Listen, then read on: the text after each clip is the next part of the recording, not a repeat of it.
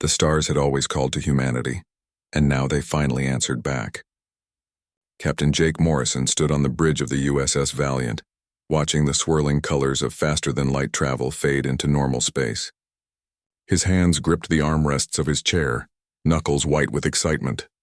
After 300 years of dreaming, humanity had finally broken the light barrier and reached for the cosmos. "Captain, I'm picking up something on sensors," said Lieutenant Amy Harper from her station. Her fingers danced across the holographic display, eyes wide with disbelief. "It's artificial. Definitely not natural. Sir, I think it's a ship." Jake leaned forward, his heart pounding in his chest. This was it. The moment that would change everything. All stations battle ready. But keep weapons offline. If there's someone out here, we're meeting them as friends. The alien vessel appeared on the main screen, and the entire bridge crew fell silent. It was enormous, easily 10 times the size of the Valiant, with elegant curves and surfaces that seemed to shift colors in the starlight. Lights pulsed along its hull in patterns that might have been writing or art, or something humans couldn't even comprehend. Commander Kyle Jensen moved to stand beside Jake's chair. "They're hailing us, sir. Audio and visual." "Put it through," Jake said, straightening his uniform and hoping he looked more confident than he felt. The screen flickered, and suddenly they were looking at an alien face. The being had 4 eyes arranged in a diamond pattern, skin that shimmered like oil on water, and a mouth that moved in ways that seemed impossible. When it spoke, a computer-generated voice translated the words into English. "Greetings, unknown vessel. I am Ambassador Velrus of the Galactic Council. We detected your emergence into this sector. You are new to faster-than-light travel, yes? We have protocols for first contact situations." Jake found his voice, though it came out rougher than he intended. "I'm Captain Jake Morrison of Earth. Yes, this is our first voyage beyond our home system. We come in peace." Velrus's eyes seemed to brighten, which Jake hoped was a good sign. "Peace is always welcome. We would like to learn more about your species. May we approach your vessel for proper introductions?" The next few hours passed in a blur. Ambassador Velrus came aboard the Valiant with 2 guards who looked like they were made of living crystal. The humans tried not to stare, but it was impossible not to be amazed. They sat in the ship's conference room, sharing basic information about their respective peoples. Lieutenant Amy Harper presented data about Earth, showing images of blue oceans, green forests, and crowded cities. She talked about human history, culture, and technology. Velrus listened carefully, occasionally asking questions through the translator device. But something changed when Amy mentioned Earth's gravity and atmospheric composition. Velrus went very still, and the translator seemed to struggle with the sounds the ambassador was making. The 2 crystal guards shifted nervously, their forms changing color to something darker. "I apologize," Velrus said finally, the translated voice sounding strained. "Could you repeat the gravity measurement of your homeworld?" 9.8 meters per second squared, Amy said, confused by the reaction. "Is something wrong?" Velrus stood up abruptly, and the guards moved closer. "Captain Morrison, I must return to my ship immediately. This information must be verified. Please remain here. We will speak again soon." Before Jake could respond, the aliens were gone, moving with a speed that seemed wrong for being so large. The airlock sealed, and through the windows they watched the alien ship pull back to what seemed like a much more cautious distance. "What just happened?" Kyle asked, voicing what everyone was thinking. Over the next several hours, more ships arrived. Dozens of them from different species, all keeping their distance but clearly watching the Valiant with intense interest. Jake had expected first contact to be exciting, but this felt different. This felt like they were being studied, or worse, feared. Finally, Velrus contacted them again. The ambassador appeared on screen, but this time they weren't alone. Behind them stood figures from at least 6 different species, all watching the humans with expressions that were impossible to read. "Captain Morrison," Velrus began, and the translator made the voice sound almost apologetic. "We have analyzed the data about your homeworld. We need to ask you many questions, and we need you to answer them honestly. Your entire species may depend on it." Jake exchanged glances with his officers. "Of course. Ask whatever you need." "Your planet Earth," another alien said. "This one with too many arms and eyes like a mantis. You say it has oxygen levels of 21% in the atmosphere?" "Yes," Amy confirmed. "And surface temperatures that range from -89 to 56 degrees in your measurement." "That's correct. And you have predators, animals that hunt your kind?" Well, yes, historically. We don't have many problems with them anymore, but how many of your people die from simple falls or injuries? Amy hesitated. I don't understand the question. Velrus stepped forward, and for the first time Jake heard something like fear in the translated voice. Captain, your world has been classified as a Category 12 Deathworld. Do you understand what that means? The humans looked at each other, completely lost. Jake shook his head. No, we don't. What's a Deathworld? A planet with conditions so hostile, so dangerous, that the Council considers them unsuitable for colonization or even visitation without extreme protective measures, Velrus explained. Most spacefaring species evolve on Category 3 or 4 worlds. Safe places with gentle gravity, stable climates, and minimal threats. The highest category we've ever encountered before was Category 7, and that species required centuries of genetic modification to survive space travel. You're saying Earth is dangerous? Kyle asked, sounding almost offended. Dangerous? The mantis-like alien made a sound that the translator interpreted as bitter laughter. Your gravity would crush most of us within hours. Your oxygen levels would burn our lungs. Your temperature swings would kill us. And you evolved there naturally, competing with predators we can barely imagine. Captain Morrison, your species shouldn't exist. By every law of nature we understand, intelligent life cannot emerge from a world like yours. But we're here, Jake said simply. Yes, Velrus said quietly. You are here. And now we must decide what that means for the rest of the galaxy. The screen went dark, and the Valiant was left floating in space, surrounded by alien ships whose weapon systems had just gone online. Humanity had reached for the stars and found them waiting. But the welcome they received wasn't wonder or joy. It was fear, and Jake Morrison was beginning to understand that maybe, just maybe, there was a good reason for that fear. 3 months had passed since first contact, and humanity had been granted something between a welcome and a warning. The Galactic Council offered Earth provisional membership, but with strict rules. No military vessels beyond exploration ships, no colonization without approval. And most importantly, humans had to understand that they were different in ways that made others nervous. Dr. Lisa Grant stepped off the transport shuttle onto Threshold Prime, the massive space station that served as the Council's neutral meeting ground. The station was beautiful, built from materials that seemed to grow rather than be constructed, with gardens that floated in carefully controlled gravity fields. Beings from 100 different worlds walked, flew, or slithered through the corridors, and Lisa couldn't stop staring at all of them. First time seeing real aliens up close? Lieutenant Ben Carter asked, carrying their bags despite Lisa's protests that she could manage her own. He was her assigned security escort, a friendly guy from Texas who seemed completely unfazed by being surrounded by creatures from other worlds. It's amazing, Lisa breathed, watching a being made entirely of what looked like flowing water drift past.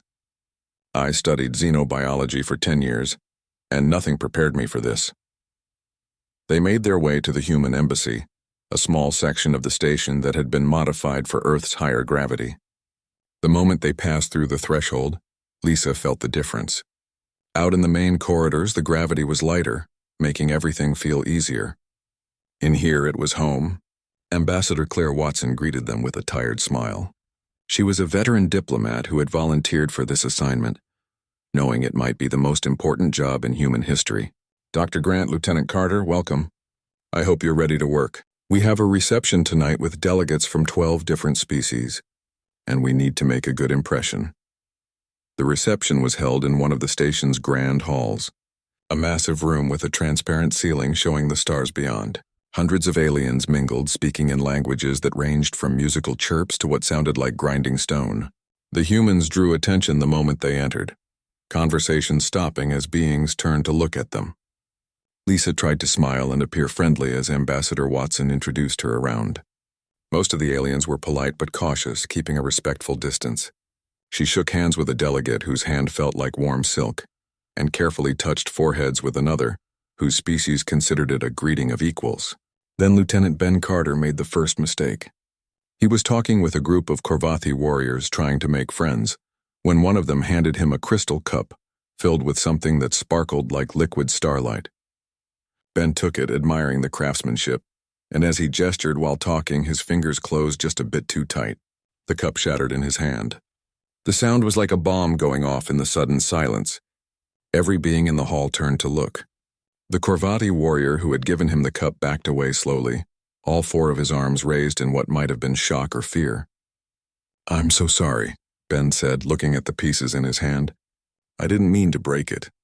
I'll pay for—" "That cup was forged from compressed diamond," one of the Corvati said quietly. "It was supposed to be unbreakable. How did you—" Ben looked down at his hand, confused. There wasn't even a scratch on his palm. "I just held it. I didn't squeeze hard or anything." Lisa saw Ambassador Watson's face go pale. She moved quickly to smooth things over, but the damage was done. The aliens were whispering among themselves, and the words she kept hearing in various languages sounded like their word for deathworlder. The evening got worse. An hour later, one of the station's administrators, an elderly being from a species called the Venturi, stumbled near the edge of a raised platform.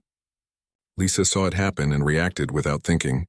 She ran, crossing 30 meters in what felt like seconds, and caught the administrator before they could fall. She set them down gently, heart pounding from the sudden sprint.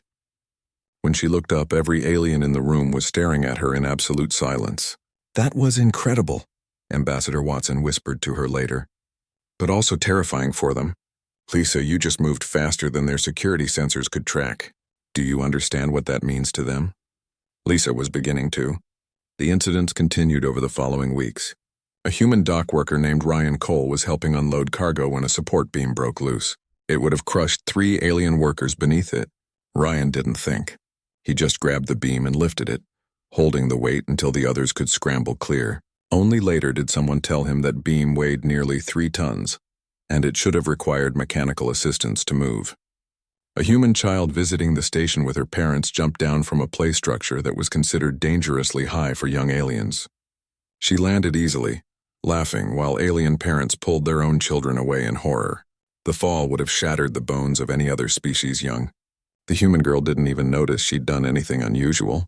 Dr. Lisa Grant started cataloging the differences, compiling data that both fascinated and disturbed her. Human bone density was 3 times higher than the galactic average. Human muscle fiber was more efficient and durable. Human reaction times were faster.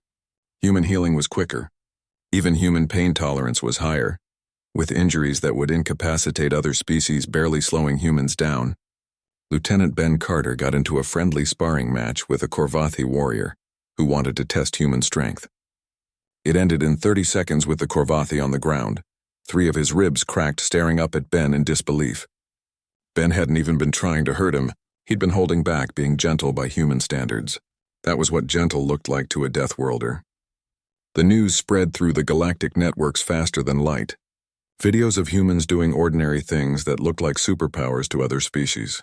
Articles analyzing human biology with barely concealed alarm. Opinion pieces debating whether humanity should be allowed to integrate into galactic society or should be isolated on their deadly homeworld. Admiral Helen Price, commander of Earth's defense fleet, watched the feeds from her office and felt a cold weight in her stomach. She'd spent 30 years in the military, fighting in 3 different wars, and she knew what fear looked like in an enemy's eyes. She was seeing that same fear now in the eyes of beings who had never even met a human in person. On Threshold Prime, Ambassador Watson called an emergency meeting with her staff. Dr. Lisa Grant and Lieutenant Ben Carter sat across from her, both looking worried. "What do we do?" Ben asked. "We can't help what we are." "No," Watson agreed. "But we need to understand what we are. Lisa, your reports show that every single human capability exceeds galactic norms by at least 50%, and some by several 100%. We're not just different. We're so different that we might as well be from another universe." Lisa nodded slowly. "Evolution shaped us for survival on Earth. High gravity made us strong. Dangerous predators made us fast. Variable climate made us adaptable. Oxygen-rich atmosphere gave us endurance. We're not special. We're just the product of our environment." "Try telling them that," Ben said, gesturing toward the window where alien ships could be seen patrolling the area around the human embassy, weapons ready. "They look at us like we're monsters." "Maybe we are," Watson said quietly. "To them, at least. And the question now is whether the galaxy has room for monsters, even ones who come in peace." The challenge came on a cold morning, transmitted across every communication channel in known space. High Commander Zraltoth of the Korvathi Empire stood before the Galactic Council, his forearms crossed in a gesture of authority, his silver armor gleaming under the chamber lights. "The humans claim they wish for peace," Zraltoth's voice boomed through the translation devices. "They say they are no threat despite their Deathworld origins. Very well, let them prove it. The Korvathi propose a series of military exercises, our elite forces against theirs. If they truly are as capable as the rumors suggest, let them demonstrate it honestly. And if they are not, let us all see the truth." The challenge was impossible to refuse without looking weak or afraid. Earth's government debated for 3 days before President Victoria Hayes made the decision. They would accept, but they would send only a small unit. A show of capability, not of force. Commander Paul Dixon got the call while training new recruits at the Mars Defense Academy. He was a career Marine, 20 years of service with a face that looked like it had been carved from stone and eyes that missed nothing. When Admiral Price told him about the mission, he didn't hesitate. "How many can I take?" Paul asked. 12. "That's all they're allowing. Pick your best." Paul chose carefully. Sergeant Nicole Barnes, a combat specialist who could fight with anything or nothing. Corporal Jake Williams, a sniper who never missed. Lieutenant Greg Foster, a tactical genius who thought 3 steps ahead of everyone else. 9 others, each one the best at what they did. They boarded the ESS Defender and headed for Korvath Prime, the heart of the empire that had ruled the galaxy for 1,000 years. The training grounds were massive, a complex that could simulate any environment from frozen tundra to burning desert. Thousands of Korvathi warriors gathered to watch, along with representatives from dozens of other species. The humans stepped off their ship in standard combat gear, looking small and fragile compared to the towering Korvathi soldiers in their advanced armor. "These are your champions?" Zraltoth asked, not bothering to hide his disappointment. "They look like children." Paul smiled, but it wasn't a friendly expression. "Looks can be deceiving, Commander. What's the first trial?" The first trial was hand-to-hand combat. Single elimination. The Korvathi champion was a warrior named Draxnor, 8 feet tall, 4 arms, muscle built on top of muscle, with scales that could deflect blade strikes. He had never been defeated in 300 matches. Sergeant Nicole Barnes walked into the combat circle. She was 5'6", 140 pounds, and she looked up at Draxnor without any expression at all. "You may surrender now if you wish," Draxnor said through his translator. "I do not wish to hurt you." Nicole stretched her neck, rolling her shoulders. "That's sweet. Let's go." The fight lasted 28 seconds. Draxnor came at her fast, all 4 arms moving in a pattern he'd perfected over decades. Nicole slipped under the first strike inside his guard before he could react. She hit him 3 times in the chest, precise strikes that would have stopped a human heart. Draxnor barely felt them through his scales. But then Nicole changed tactics. She grabbed one of his arms, used his own momentum against him, and threw him. 8 feet and 400 pounds of Korvathi warrior went flying through the air and hit the ground hard enough to crack the reinforced floor. Draxnor tried to get up. Nicole was already there. She hit him in the joint of his shoulder, and everyone heard the bone break. His arm hung useless. He swung with another arm. She blocked it, and her forearm didn't even bruise from the impact that would have shattered alien bones. The final strike was almost gentle by human standards. Nicole punched him in the chest again, and this time something inside him broke. Draxnor collapsed unconscious before he hit the ground. Nicole walked back to her team, breathing a bit harder but otherwise fine. "Sorry," she called back. "Didn't mean to hurt him that bad." The silence in the training grounds was absolute. Paul saw fear in the eyes of every alien watching. They'd just seen what a human looked like when they fought for real, and Nicole had been holding back. The trials continued through the day. The endurance race was next. Humans versus Korvathi across 50 kilometers of rough terrain. The Korvathi were confident. They'd been bred for warfare, enhanced for stamina, but they didn't understand what a human body could do. The Korvathi started fast, using their longer legs to build an early lead. By kilometer 10, they were slowing down. By kilometer 20, they were struggling. The humans maintained the same steady pace, breathing easily, joints handling the impact that would destroy weaker species. Their hearts pumped oxygen-rich blood. Their muscles processed energy with brutal efficiency, and the high gravity of their homeworld had built them to run forever. Corporal Jake Williams finished first, barely sweating. The last Korvathi crossed the line 15 minutes later, collapsing immediately and requiring medical attention. The humans were already cooling down, ready for the next trial. The tactical simulation was worse for the Corvati pride. Lieutenant Greg Foster led his team against a force 3 times their size in an urban combat scenario. The objective was to capture a fortified position held by the enemy. Standard military doctrine said it was impossible without overwhelming force or heavy weapons. Greg didn't follow standard doctrine. He followed human doctrine, learned from centuries of fighting other humans. Guerrilla tactics, misdirection, psychological warfare. The kind of fighting that came naturally to a species that had spent most of its history at war with itself.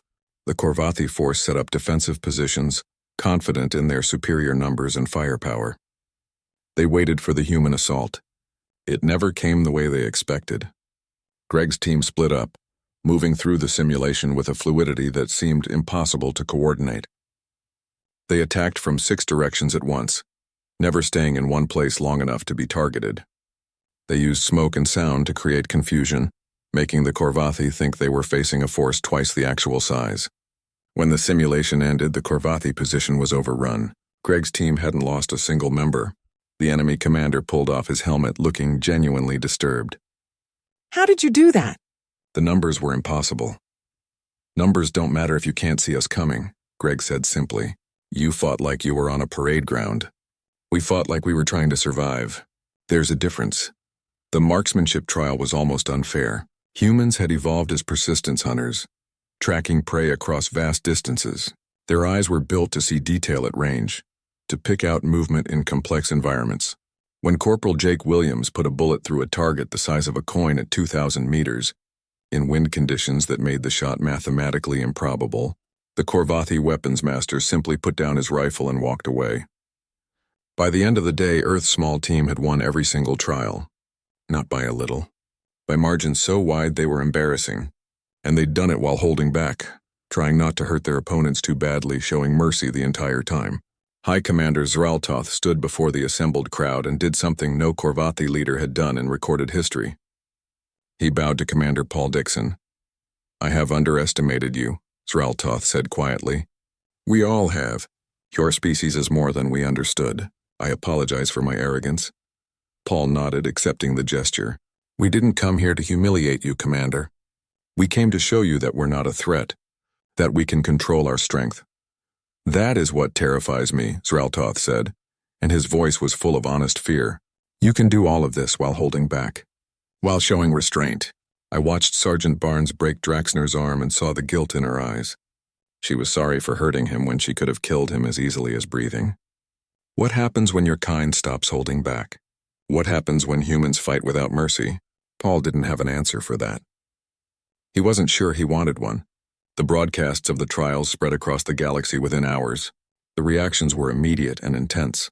Some species called for humanity to be isolated, quarantined, kept away from civilized space. Others wanted alliances, seeing the benefit of having such powerful friends. But everyone from the smallest colony to the mightiest empire now knew one truth. Humanity's military, built to fight itself, built for survival on a death world, was beyond anything the galaxy had ever seen, and the whispers began in earnest. The Deathworlders had arrived, and the galaxy would never be the same.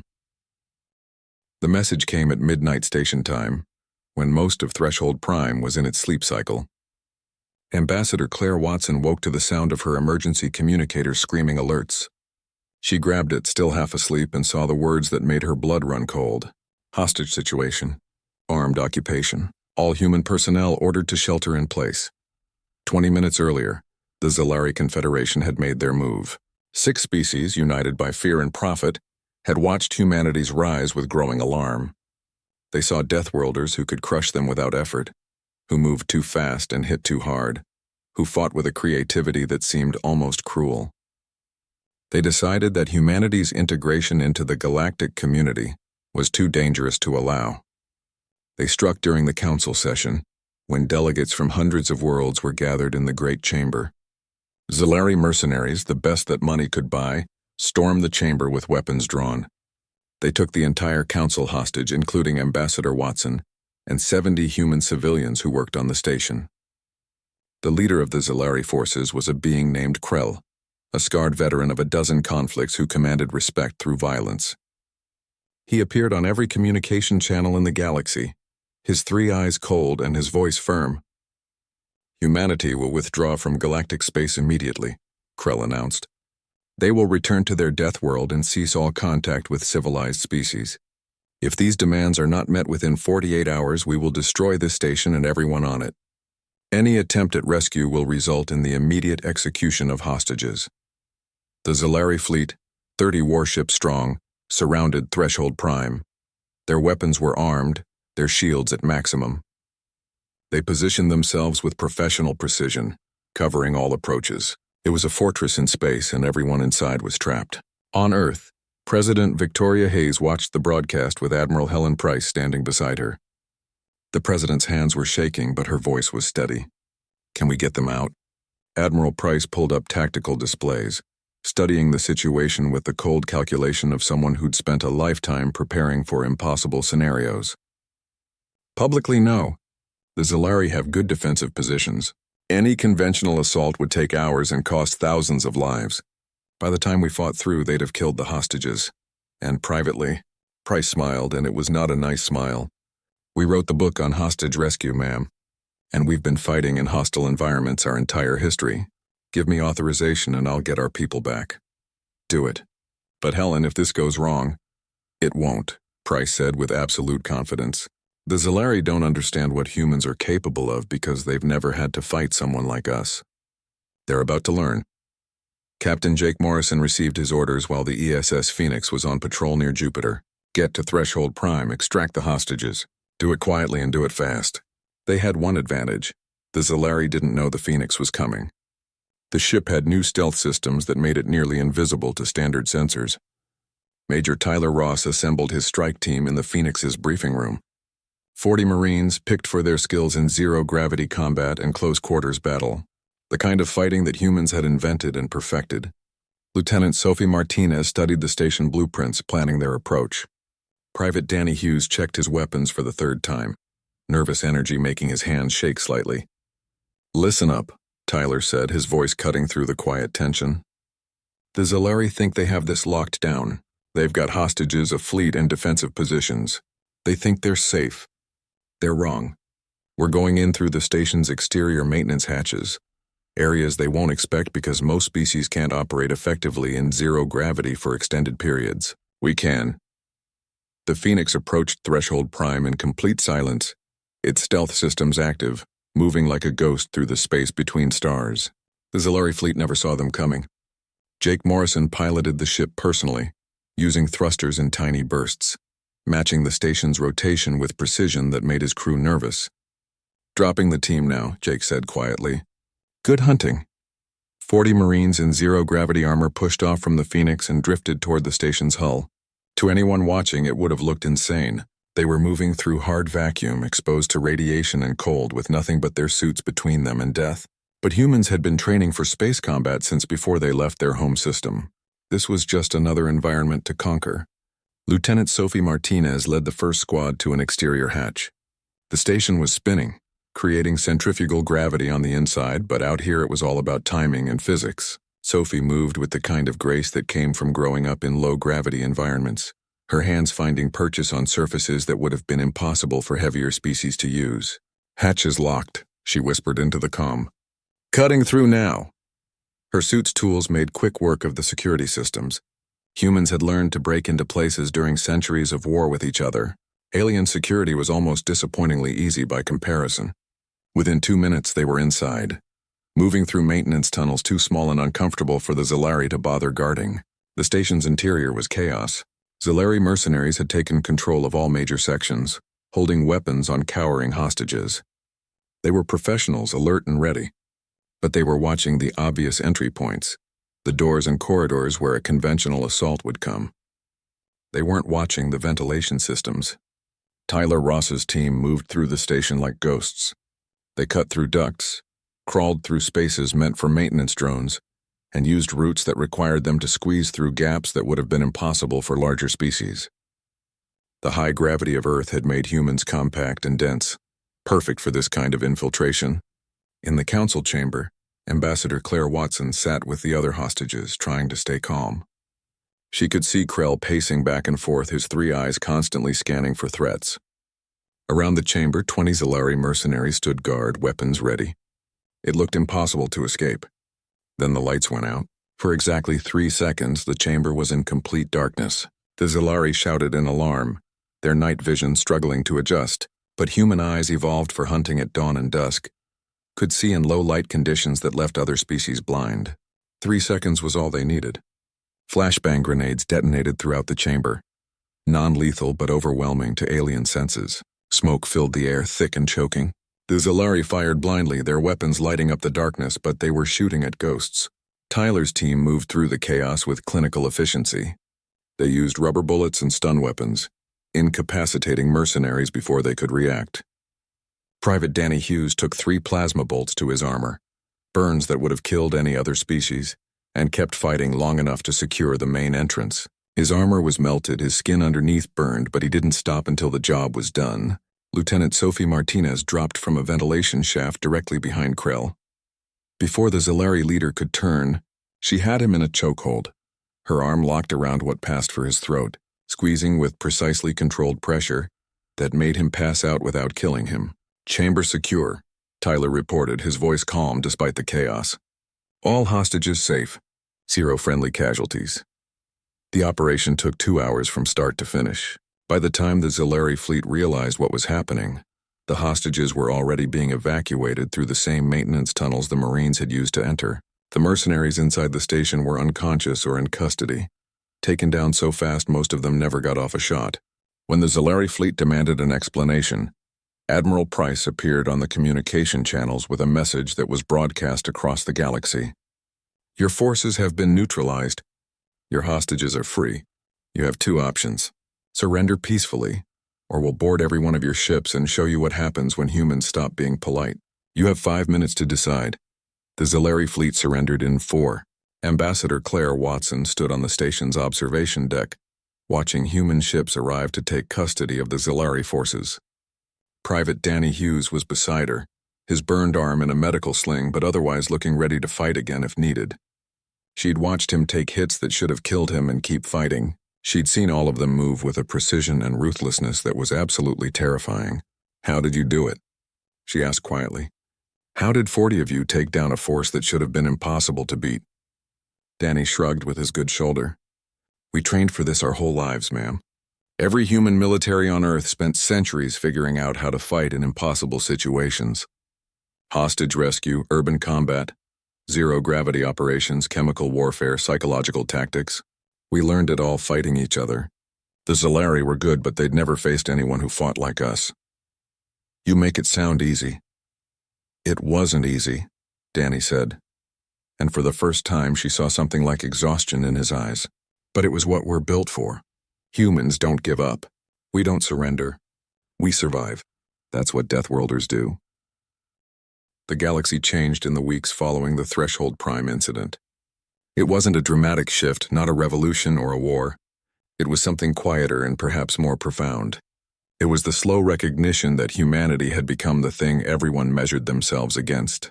High Commander Zraltoth of the Korvathi Empire arrived at Earth 3 weeks after the hostage rescue. His flagship, the Pride of Korvath, was the most powerful warship in his fleet, a vessel that had never been defeated in battle. It settled into orbit around the blue and green planet that had spawned the Deathworlders, and Zraltoth looked down at it with something close to reverence. President Victoria Hayes received him in the rebuilt United Nations building in Geneva, the place where humanity had first learned to govern itself as a species. Zraltoth stood before her, this warrior who had ruled star systems and commanded armies, and he did something that shocked the diplomatic corps watching. He knelt. "I come to request an alliance," Zraltoth said, his forearms crossed over his chest in a gesture of respect. "The Korvathi Empire has protected the galactic peace for 1,000 years, but we have grown comfortable, perhaps even complacent. We believed our strength was unmatched. Then we met you. We learned that true strength is not about domination. It is about restraint. It is about having the power to destroy and choosing not to. This is what humans have shown us." President Hayes helped him stand, an action that would have been impossible if Zraltoth hadn't allowed it. Even kneeling, he was taller than her. "We accept your offer of alliance, Commander. But understand we won't be your weapons. We won't fight your wars. We'll stand beside you as equals, defending those who need defense but never conquering for the sake of power. That is precisely why we need you, Zraltoth replied, because you understand what we forgot, that the strongest do not need to prove their strength. The Korvathi weren't the only ones seeking humanity's friendship. Within a month, 17 different species had requested defense pacts, trade agreements, or cultural exchanges. The same aliens who had whispered fearfully about Deathworlders were now asking humans to teach their security forces, to advise their military academies, to help protect their borders. Ambassador Claire Watson found herself in the strange position of being the galaxy's most sought-after mediator. When disputes arose between species, both sides would request her presence. Knowing that having a human witness meant no one would risk violence, the mere presence of a Deathworlder made everyone more willing to compromise. She sat in her office on Threshold Prime one evening, reviewing requests when Lieutenant Ben Carter knocked on her door. He looked different than he had 6 months ago when they first arrived. More confident, more comfortable in this strange role they'd found themselves in. "You're not going to believe this," Ben said, pulling up a holographic display. "There's a conflict brewing in the Outer Rim. 2 species fighting over mining rights. Both sides just agreed to arbitration. They specifically requested human mediators." "What changed?" Claire asked, though she suspected she knew the answer. "We showed them that humans can solve problems, not by being the biggest or the strongest, but by being smart and fair. They trust us because they know we could force a solution if we wanted to, but we choose not to." Out in the training academy on Mars, Commander Paul Dixon watched the latest recruits running obstacle courses that would have killed alien soldiers. These young men and women were being trained not just to fight, but to understand the responsibility that came with their capabilities. Every lesson included sections on restraint, on proportional response, on understanding that being able to do something didn't mean they should. Sergeant Nicole Barnes taught hand-to-hand combat classes to both humans and aliens now. The alien students struggled, but they learned. She showed them that fighting wasn't about rage or fear. It was about control, about reading your opponent, understanding their movements, and using precisely the amount of force needed to end a conflict. "I used to think being strong meant never backing down," Nicole told her class one day. "Then I met species who were terrified of me just for being human. I learned that real strength is knowing when to hold back, when to show mercy. Earth taught us to survive. Now we have to learn to live with others." Dr. Lisa Grant published her comprehensive study on human versus galactic biology. It became required reading in every xenobiology program across known space. Her conclusions were stark and undeniable. Humans weren't just different. They were statistical anomalies, beings who should not exist by any reasonable evolutionary model. Yet here they were. But Lisa's final chapter was the most important. She wrote about adaptation, about how humans had survived not just their planet's dangers but their own worst impulses, about how a species that had spent centuries fighting itself had learned, slowly and painfully, to cooperate. About how that history of conflict had taught them the value of peace. "We are Deathworlders," she wrote, "but we are also survivors who chose to be better than our nature. That is humanity's real strength." The message resonated across the galaxy. It helped that humans backed up their words with actions. When the Ventari colonies were threatened by pirates, human ships arrived within hours. But they didn't slaughter the pirates. They captured them, disabled their ships, and handed them over to local authorities for justice. Overwhelming force applied with surgical precision and followed by restraint. When a plague struck the Zilari homeworld, the same species that had taken hostages on Threshold Prime, human medical teams were the first to arrive. Dr. Lisa Grant herself led the mission, working alongside alien physicians to stop the disease. She didn't mention the hostage crisis. She just saved lives because that was what needed to be done. The Zilari ambassador came to her afterward, shame evident in the way he carried himself. "Why?" he asked simply. "After what we did, why would you help us?" Lisa smiled tiredly, exhausted from days without sleep. "Because being able to hold a grudge doesn't mean we should. Your people were afraid. Fear makes everyone do things they regret. But you're not our enemies. You're our neighbors, and neighbors help each other." 6 months after first contact, the Galactic Council held a special session. Every major species sent representatives. The chamber was packed. Beings from hundreds of worlds gathered to witness history. Ambassador Claire Watson stood at the podium, looking out at faces both alien and now familiar. "When we first came to the stars," she began, "you saw us as threats. As deathworlders who didn't belong among civilized species. You weren't wrong to be cautious. We are stronger, faster, more durable than most of you. We come from a world that would kill you within hours. Everything about us is built for survival in conditions you can't imagine." She paused, letting the words settle. "But you know what else Earth taught us? That survival isn't enough. That being able to destroy doesn't mean you should. That the strongest beings have a responsibility to protect the weak, not dominate them. We've spent our history learning these lessons the hard way. Let us share what we've learned." The vote was unanimous. Humanity was granted full membership in the Galactic Council, with all rights and responsibilities that entailed. But more than that, they were given something else. Trust, respect, a place in the community they'd dreamed of for centuries. Captain Jake Morrison stood on the bridge of the USS Valiant, now leading a joint human Korvathi patrol fleet. Lieutenant Amy Harper worked at her station alongside a Ventari engineer, the two of them collaborating on shield upgrades that combined human durability with alien technology. Commander Kyle Jensen commanded a mixed-species crew who looked to him not because he was human, but because he was competent and fair. Out in the frontier regions, stories spread.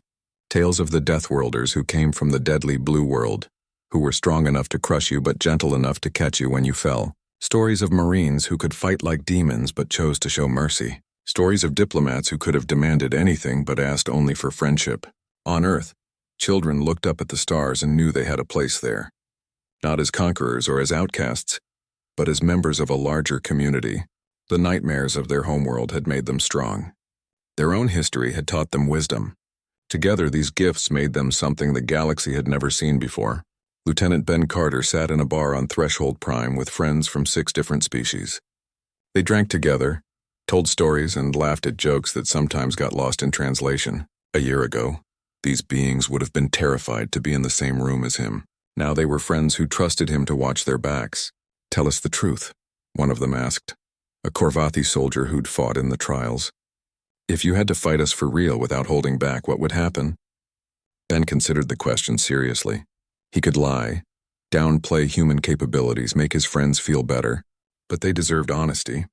"We'd win," he said simply, "but we'd hate every second of it.